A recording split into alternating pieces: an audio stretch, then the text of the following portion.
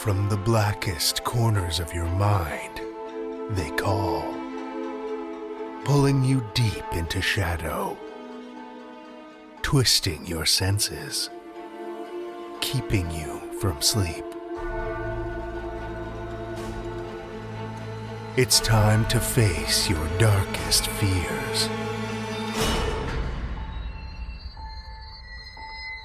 This is Tales to Terrify.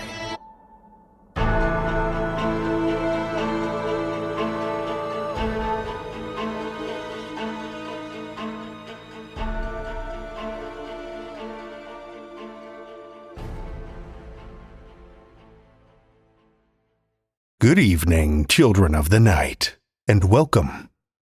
This evening we have a pair of tales for you.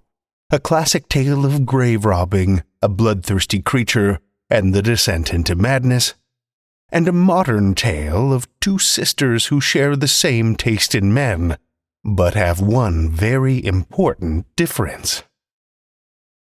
Our first story for the evening comes from our old friend H.P. Lovecraft. Howard Phillips Lovecraft was an American writer of weird science, fantasy, and horror fiction, best known for his creation of the Cthulhu mythos. Lovecraft's literary corpus is based around the idea of cosmicism, a personal philosophy and the main theme of his fiction that posits that humanity is an insignificant part of the cosmos and could be swept away at any moment. Through his adult life, Lovecraft was never able to support himself from earnings as an author and editor. He was virtually unknown during his lifetime, and was almost exclusively published in pulp magazines before his death. A scholarly revival of Lovecraft's work began in the 70s, and he is now regarded as one of the most significant 20th century authors of supernatural horror fiction. Works inspired by Lovecraft, adaptations or original works, began to form the basis of the Cthulhu mythos, which utilizes Lovecraft's characters, settings, and themes. Children of the night, join me for H.P. Lovecraft's The Hound, first published in Weird Tales, February 1924.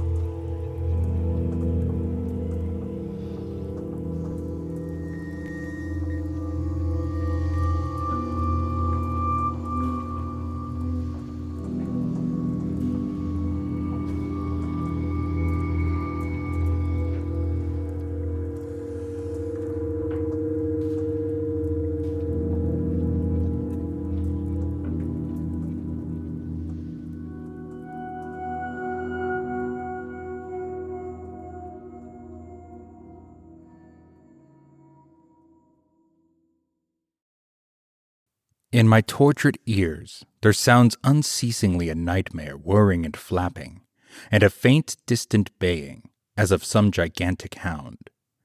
It is not a dream. It is not, I fear, even madness, for too much has already happened to give me these merciful doubts. St. John is a mangled corpse.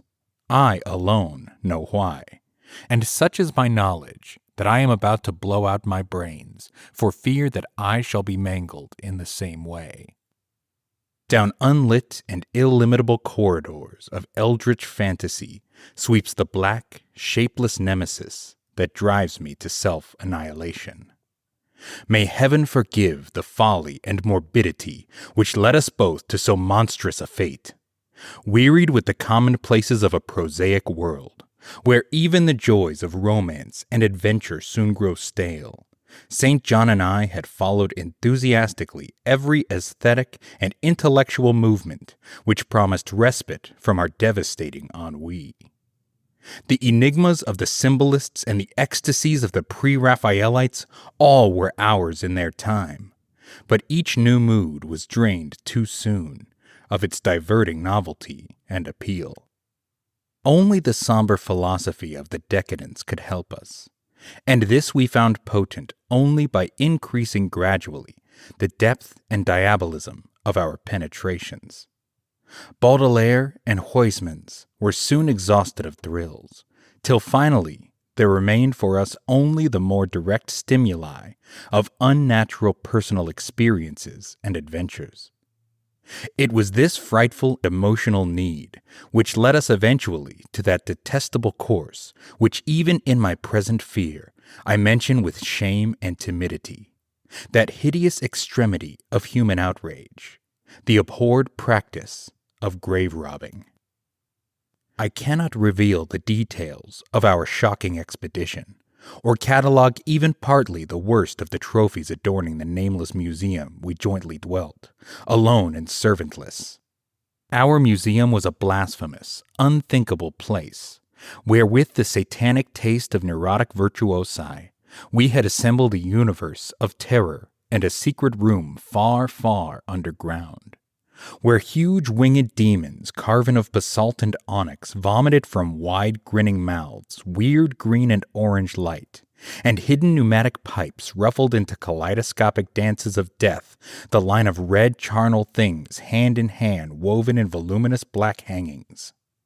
Through these pipes came at will the odors our moods most craved, sometimes the scent of pale funeral lilies, sometimes the narcotic incense of imagined Eastern shrines of the kingly dead, and sometimes, how I shudder to recall it, the frightful, soul-upheaving stenches of the uncovered grave.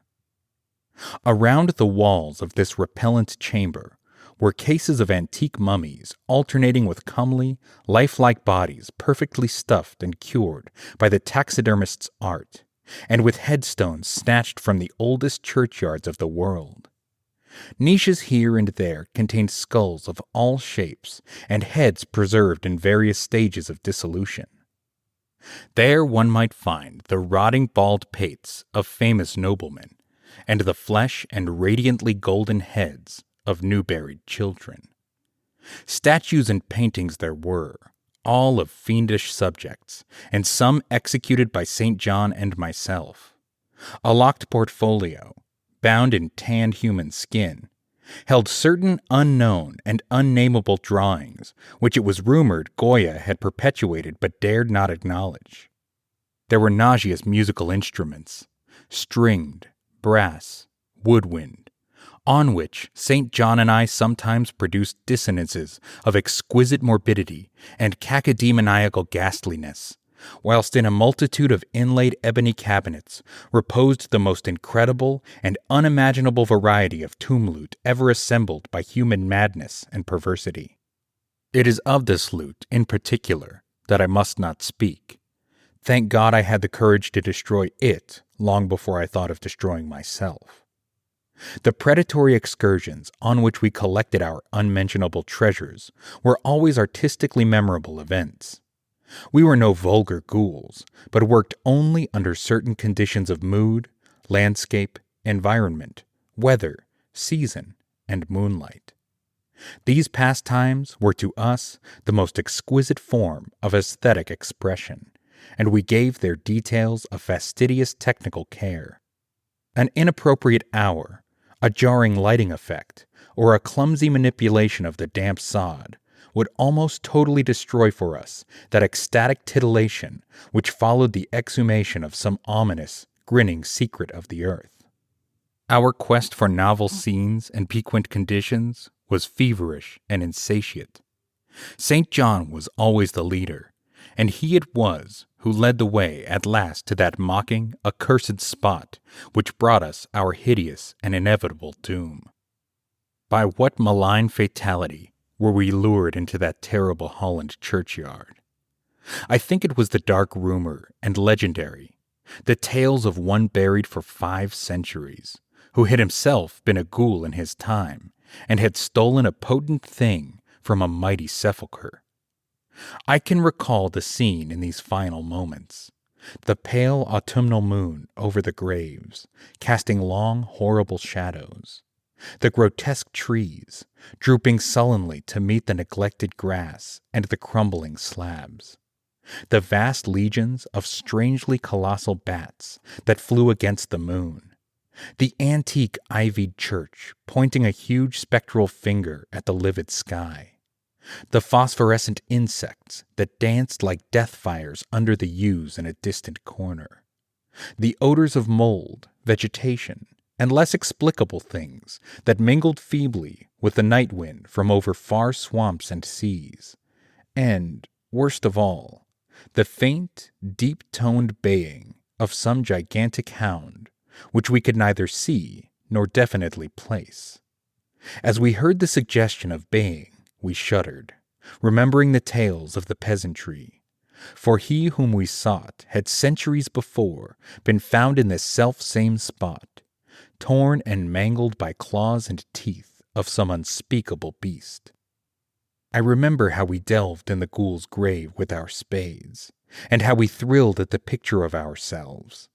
The grave, the pale watching moon, the horrible shadows, the grotesque trees, the titanic bats, the antique church, the dancing death fires, the sickening odors, the gently moaning night wind, and the strange, half-heard, directionless baying of whose objective existence we could scarcely be sure. Then we struck a substance harder than the damp mold, and beheld a rotting oblong box crusted with mineral deposits from long undisturbed ground. It was incredibly tough and thick, but so old that we finally pried it open and feasted our eyes on what it held. Much, amazingly much, was left of the object, despite the lapse of 500 years. The skeleton, though crushed in places by the jaws of the thing that had killed it, held together with surprising firmness, and we gloated over the clean white skull and its long firm teeth and its eyeless sockets that once had glowed with a charnel fever like our own. In the coffin lay an amulet of curious and exotic design, which had apparently been worn around the sleeper's neck. It was the oddly conventionalized figure of a crouching winged hound, or sphinx with a semi-canine face, and was exquisitely carved in antique oriental fashion from a small piece of green jade. The expression of its features was repellent in the extreme, savoring at once of death, bestiality, and malevolence. Around the base was an inscription in characters which neither St. John nor I could identify, and on the bottom, like a maker's seal, was graven a grotesque and formidable skull. Immediately upon beholding this amulet, we knew that we must possess it, that this treasure alone was our logical pelf from the centuried grave. Even had the outlines been unfamiliar, we would have desired it, but as we looked more closely, we saw that it was not wholly unfamiliar.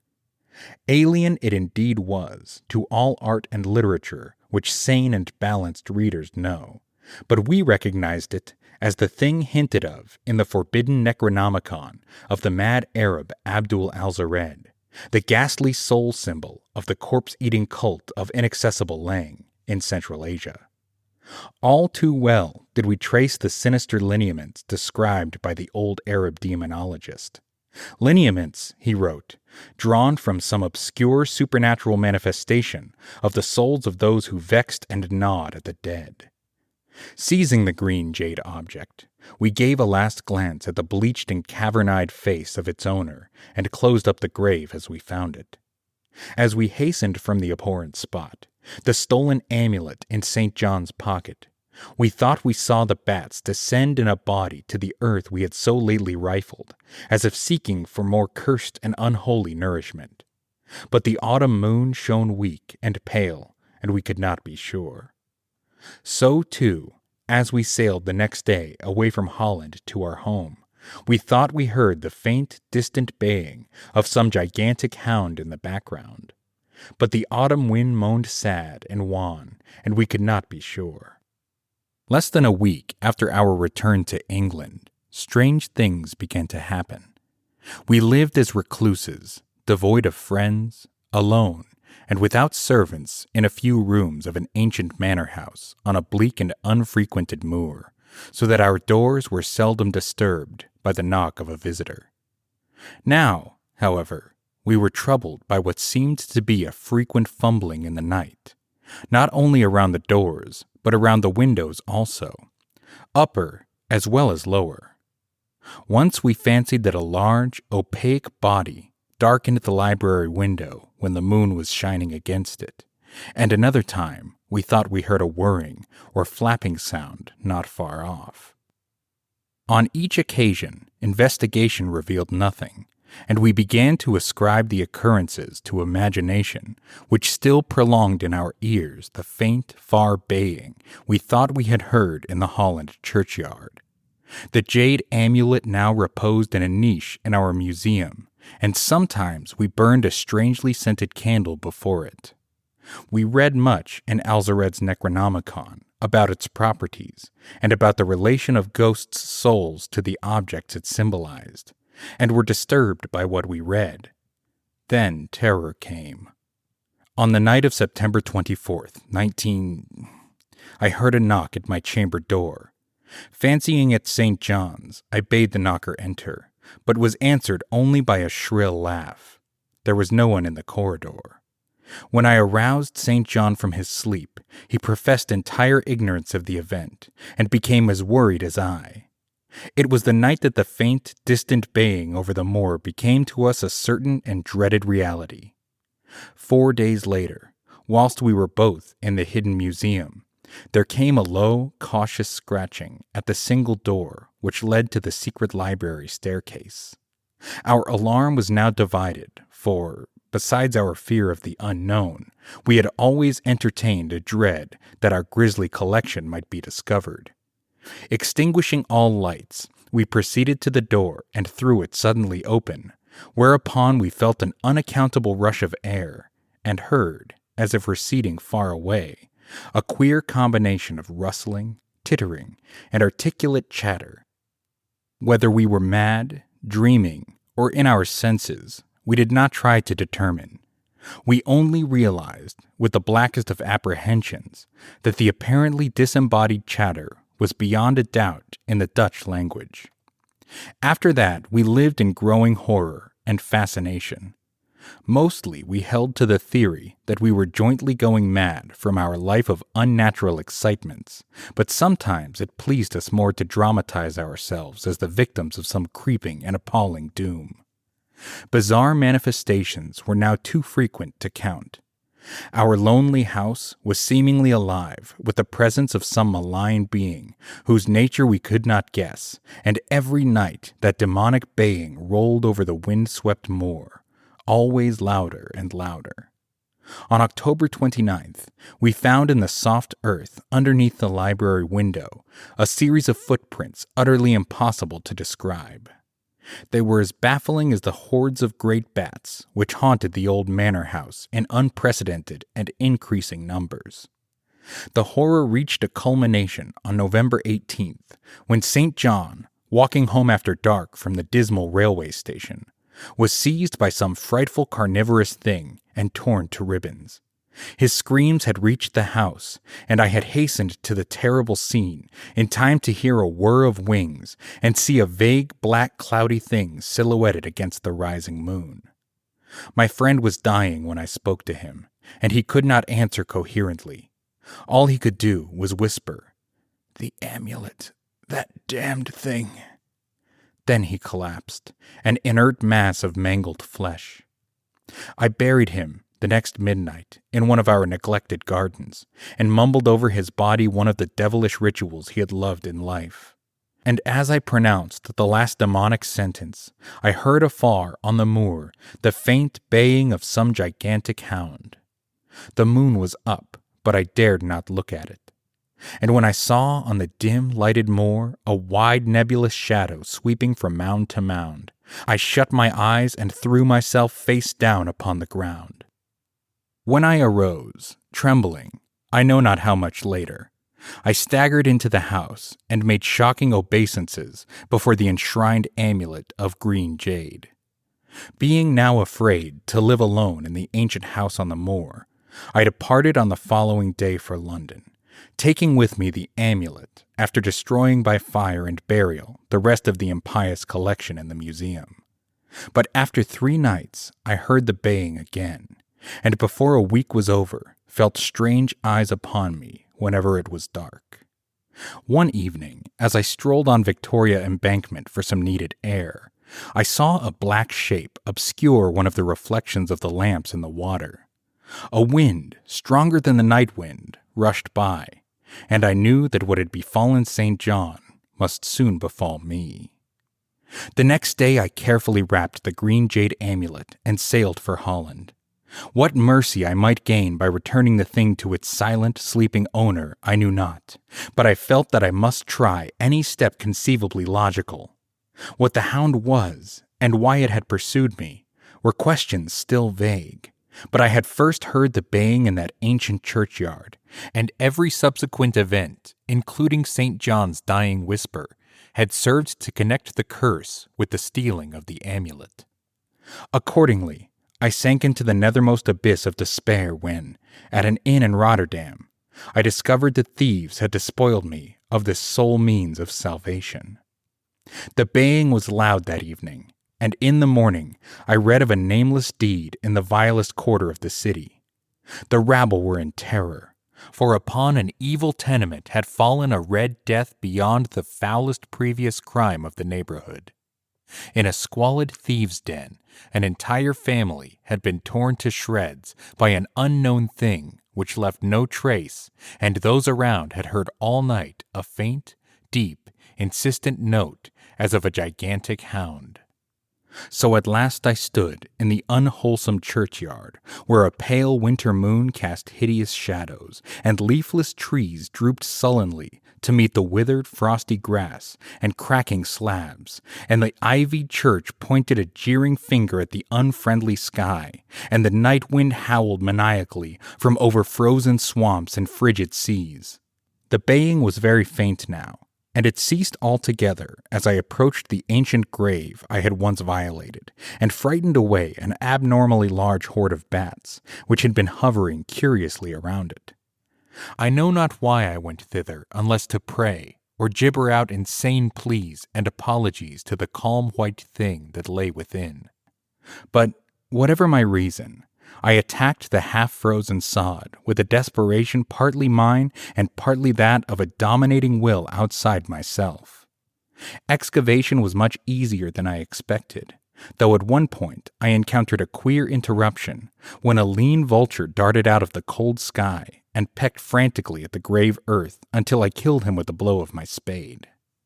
Finally, I reached the rotting oblong box and removed the damp nitrous cover. This is the last rational act I ever performed, for crouched within that centuried coffin, embraced by a close-packed nightmare retinue of huge, sinewy sleeping bats, was the bony thing my friend and I had robbed. Not clean and placid as we had seen it then, but covered with caked blood and shreds of alien flesh and hair, and leering sentiently at me with phosphorescent sockets and sharp, ensanguined fangs, yawning twistedly in mockery of my inevitable doom. And when it gave from those grinning jaws a deep sardonic bay as of some gigantic hound, and I saw that it held in its gory, filthy claw the lost and fateful amulet of green jade, I merely screamed and ran away idiotically, my screams soon dissolving into peals of hysterical laughter. Madness rides the star wind, claws and teeth sharpened on centuries of corpses, dripping death astride a bacchanal of bats from nigh black ruins of buried temples of Belial. Now, as the baying of that dead fleshless monstrosity grows louder and louder, and the stealthy whirring and flapping of those accursed web wings circles closer and closer, I shall seek with my revolver the oblivion which is my only refuge from the unnamed and unnameable.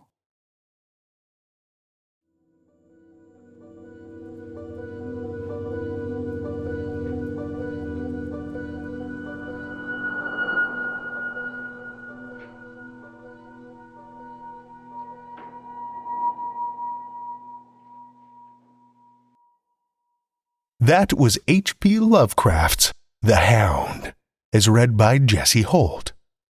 Little is known about Jesse Holt, though rumors have circulated that he was found frozen within a 20,000-year-old ice formation during an Arctic oil drilling expedition. This is purely speculation, of course, as the official record states that the entire staff of the camp perished in what was described at the time as the most savage polar bear attack in history, judging by the mutilated and partially consumed corpses that littered the snow. Strangely, no bear tracks were ever found. Today, Jesse is a voice actor and tour guide with a passion for travel, and he's always happy to meet new friends. You can find him on Twitter at Jesse Holt Voice or on his website at jesseholtvoice.com. Thank you, Jesse. Our second tale tonight comes from A. Morgan-Penn. A. Morgan-Penn is a horror writer with a passion for Southern folklore. Her horror stories have appeared in Crow Toes Quarterly, Miniskirt Magazine, and Teleport Magazine. You can find her upcoming work on Twitter at A. Morgan-Penn. Listen with me, children of the night, to A. Morgan-Penn's Sister, Dead and Dearest, first published in Teleport Magazine, October 2022.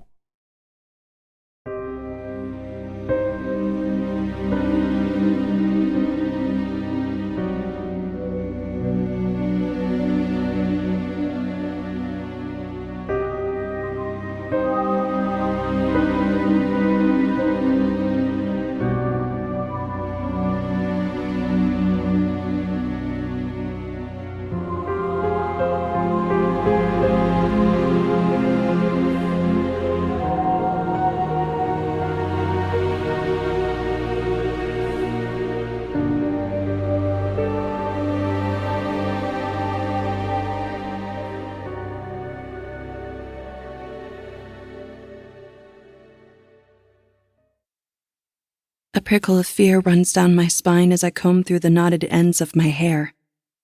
It's gonna happen tonight. I flatten the front of my floral dress, hands sliding down my waist before flaring out at my hips. Womanly.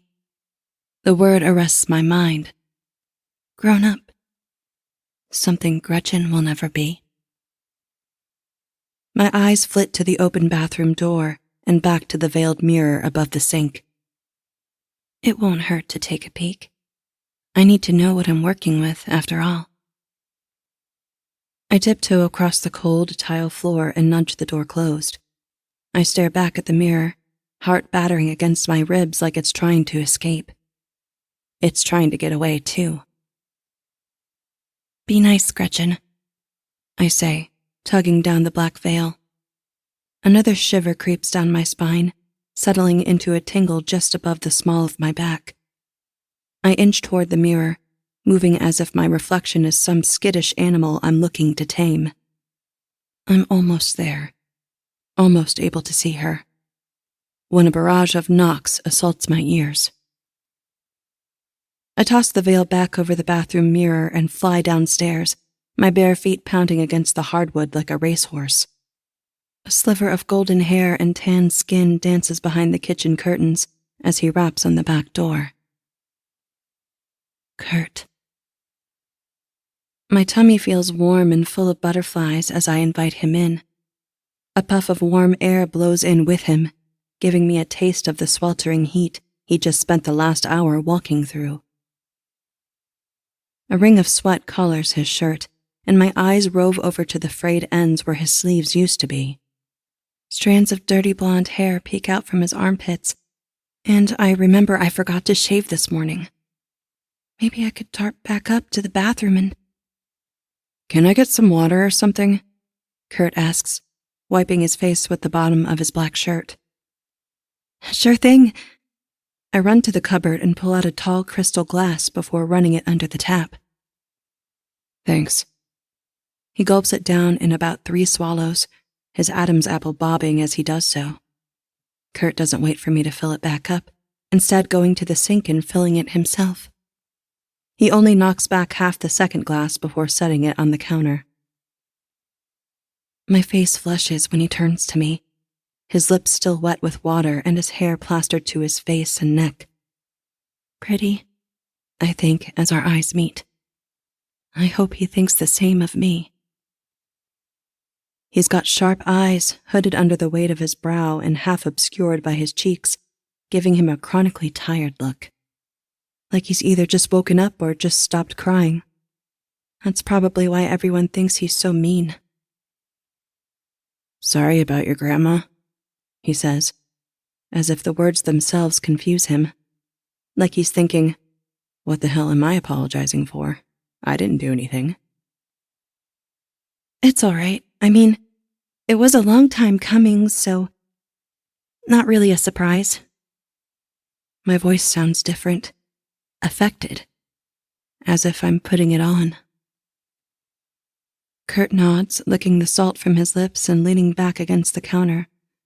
His arms are more toned and his presence more dominating than I remember. He just takes up more space. Though instead of being repelled by this new development, I find myself that much more attracted to him. I step closer and I see his eyes investigating me as well, noting all the small but perceptible changes I've accrued in the last 3 months. Different bra that makes my breasts just a little more noticeable. Hint of lipstick on the curve of my smile, a smile I spent a week perfecting. Eyes framed with dark lashes and lined lids, and the thin cotton dress pinned around my rounded hips. He looks away, hand digging into his pocket. "I know you couldn't really do anything for your 18th birthday, but..." He pulls a necklace from his pocket, dangling it from his fingers, as if he's never held one before. "I got you this." I cradle the silver locket in my hands, chest swelling with pride. "I love it," I say, though I more so love the fact that he thought to get me anything at all.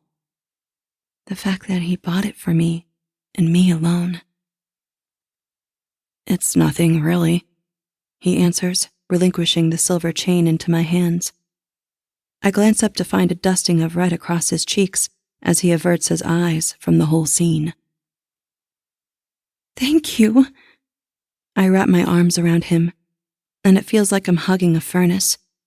He smells like sweat and grass and motor oil. I pull away and ball the necklace up in my palm. Look how much he loves me, I want to say, but I keep my mouth shut as he turns toward the sink.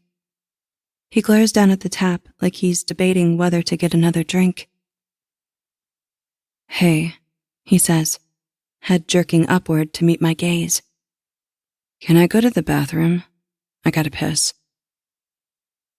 I nod and point to the stairs. "Yeah, down the hall and to the right, upstairs. I can show you." He brushes past me. "Nah, it's all right. Thanks." He pounds up the stairs with one hand on the railing and the other by the front of his pants. I wait until I hear the bathroom door click shut to speak. "He's mine, Gretchen." I hold out the locket.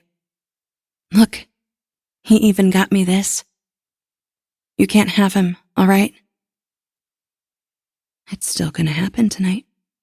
There's no stopping it. Warmth radiates through my chest and up to my head, lighting my face on fire.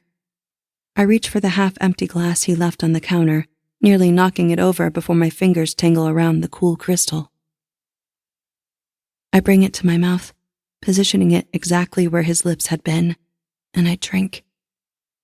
We've kissed a few times already, but always as goodbye. Never the long, passionate ones you see in movies. Just a simple parting of lips out in the summer heat. Always a little sticky and uncomfortable. I press my thighs together, catching the beads of sweat forming between them.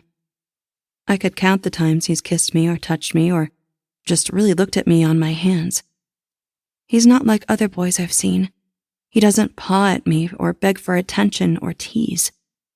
Instead, he treats me like I'm a venomous animal, like he's intrigued and slightly afraid. Good, I think.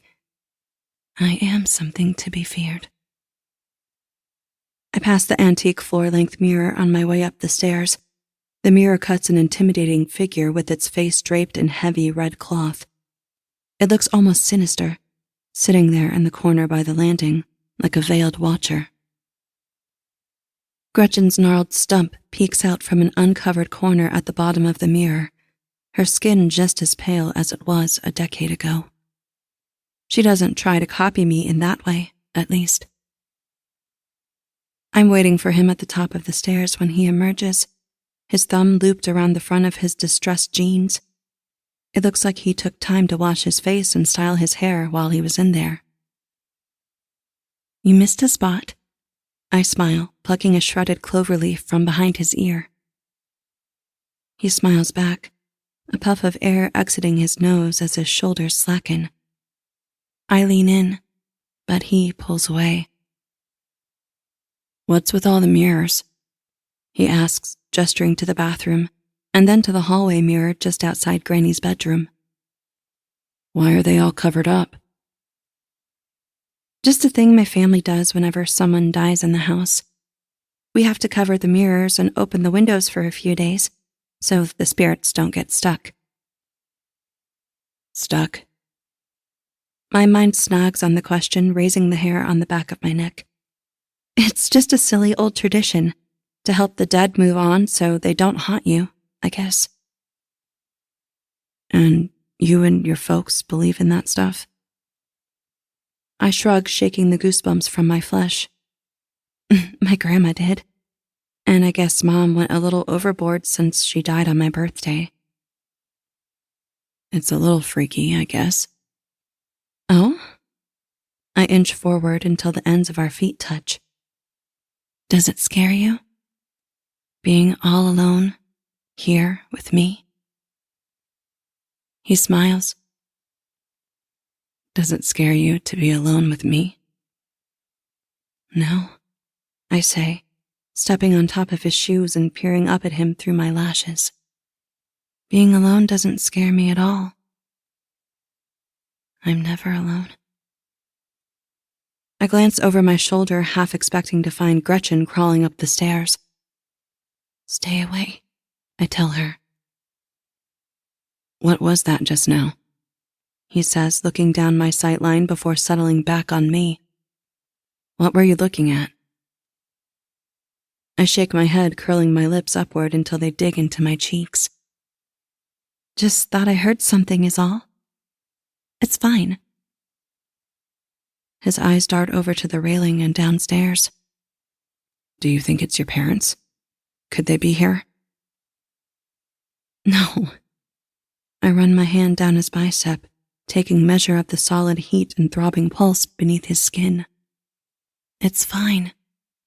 They won't be back until tomorrow evening." Kurt nods, though I can tell he isn't sold on the idea. I pull him closer to me and lean into his ear. "Let's just go to my room, okay? Gretchen won't be able to bother us there." "Do you believe in ghosts?" I ask, peeling back my hand-embroidered bedspread. Granny loved to stitch anything she could get her hands on.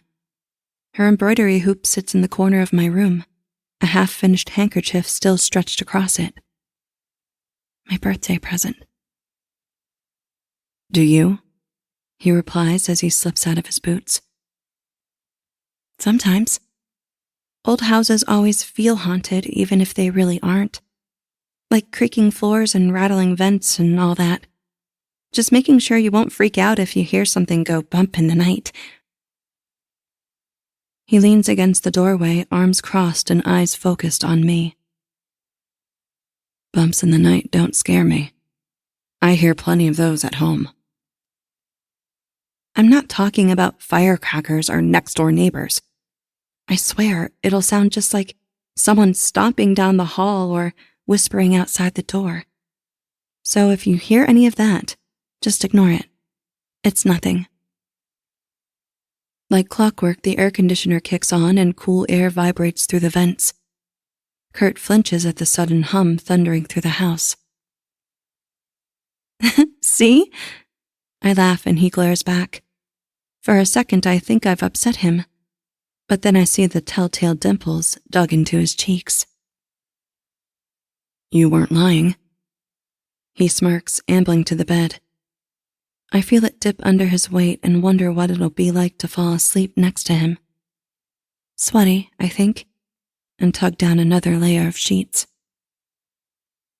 I crawl across the bed, wrapping my arms around his shoulders and slumping into his back, pressing my face deep into the damp collar of his shirt. It must tickle, because he jerks and pulls me to his side to plant a kiss on my cheek.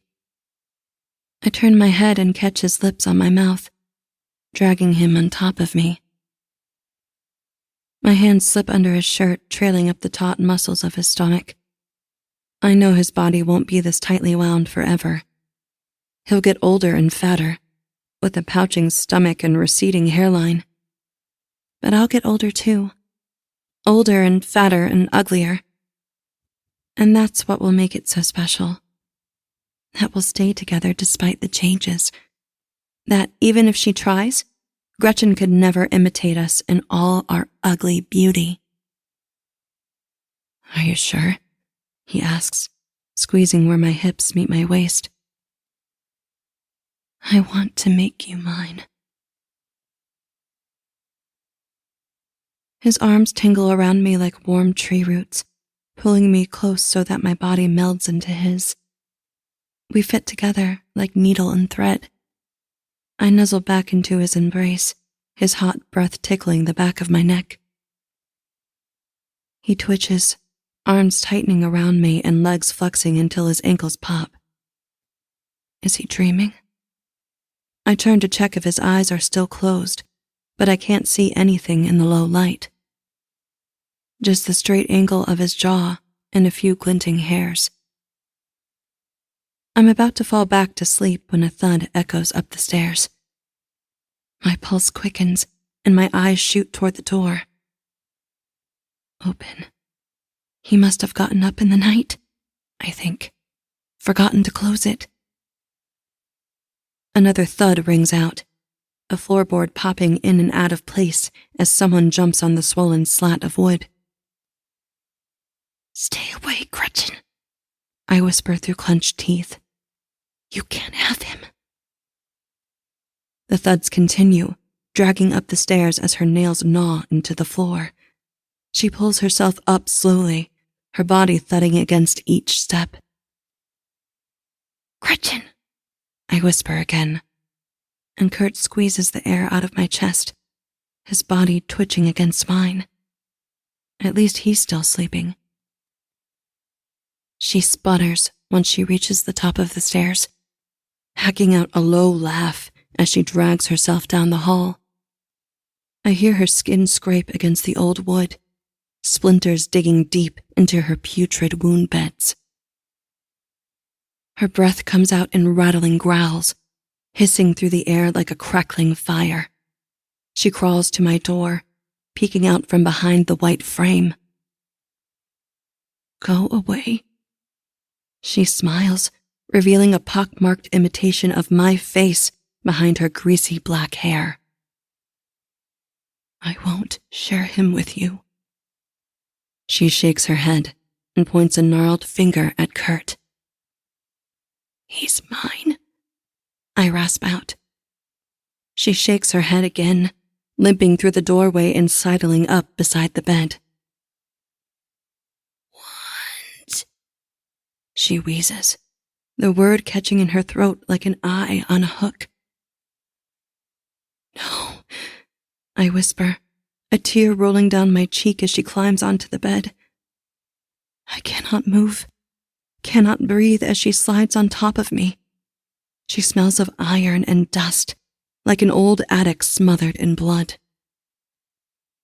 Moonlight glints off her yellow teeth as she bends to lick Kurt's neck, kissing along his jaw, just as I did hours before. Kurt stirs in his sleep, twisting around me as Gretchen tries to recreate the love Kurt and I made.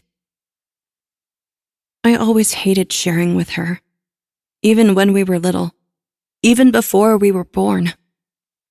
I took half her arm in the womb, leaving her only an indelicate stump to putter around with. Sometimes I wish I had gobbled her up entirely. Would have saved everyone a whole lot of trouble if I had. I didn't mean to hurt her when I pushed her down the stairs. I didn't mean to watch her bleed out as she writhed around on her broken legs. Didn't mean to lie about how she fell or how long I waited to tell. I didn't even mean to leave the downstairs mirror uncovered as life eked out of her. I just didn't want to share my toys with her that day. I just never thought I'd have to keep sharing with her, even after she died.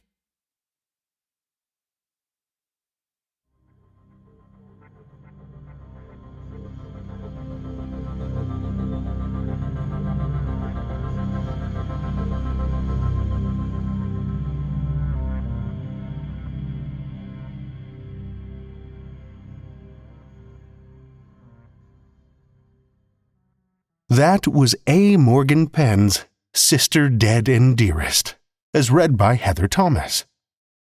Heather Thomas is a jewelry expert by day and master of none by night, dabbling in costuming, art, music, writing, and narration. She is a lifelong fan of all things horror and enjoys reading stories and novels to her friends and family, when they let her. She lives in Denver, Colorado, with her husband and her spoiled rotten cat, Oni. Thank you, Heather.